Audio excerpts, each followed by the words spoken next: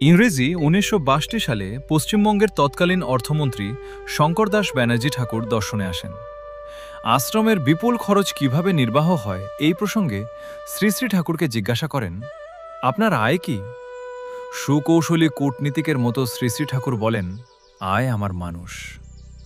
উত্তরটা প্রশ্নকর্তার কতটা বোধগম্য হল তিনি তা জানেন। একটু পরে তিনি আবার প্রশ্ন করেন, আর আপনার ব্যয়? সঙ্গে সঙ্গে শ্রী শ্রী ঠাকুর উত্তর দেন, ব্যয় আমার ভালোবাসা। এইভাবেই ভাবিত হওয়ার উপদেশ দিয়েছিলেন শ্রী শ্রী ঠাকুর ধ্যানযোগী শরৎচন্দ্রকে। শ্রী শ্রী ঠাকুরের উত্তরদূতি তার ভাবাদর্শের মৌলিক ভিত্তি।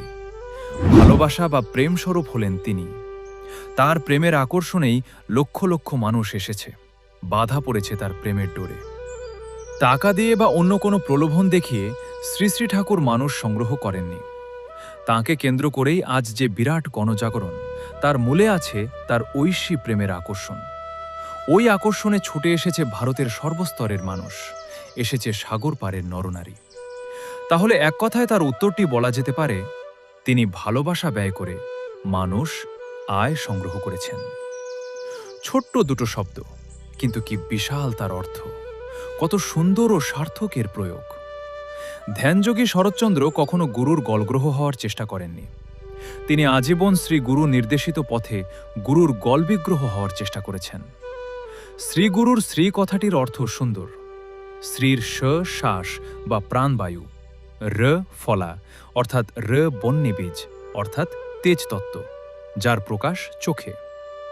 ই কার বা ই হল শক্তি, অর্থাৎ প্রাণকর্মের দ্বারা যথাশক্তি চোখে বায়ু স্থির হলে চোখের যে স্পন্দনরহিত অবস্থা হয়, সেই সুন্দর অবস্থার নাম শ্রী। আর গুরু শব্দটির অর্থ গু অর্থাৎ অন্ধকার, রু অর্থাৎ নিরোধক। সুতরাং এক কথায়, যিনি শ্রেষ্ঠ সুন্দরে অভিষিক্ত হয় শিষ্যের অজ্ঞানান্ধকার দূর করতে সমর্থ, তিনিই শ্রীগুরু। ধ্যানযোগী শরৎচন্দ্র এইরূপ গুরুর সান্নিধ্য লাভ করে জীবন সার্থক করতে সমর্থ হয়েছিলেন। শ্রীগুরুর কূটস্থে স্থিতি লাভ করা অর্থাৎ শ্রেষ্ঠ সুন্দরে অভিষিক্ত হওয়ার কথা জ্ঞান সংকরণীতন্ত্রে পাওয়া যায়। তথ্যটি সংগ্রহ করা হয়েছে ডাক্তার মনোজ কুমার গোস্বামীর লেখা প্রিয় পরমের পরশে প্রথম খণ্ড থেকে। সকলকে জয় গুরু ও বন্দে পুরুষোত্তমম।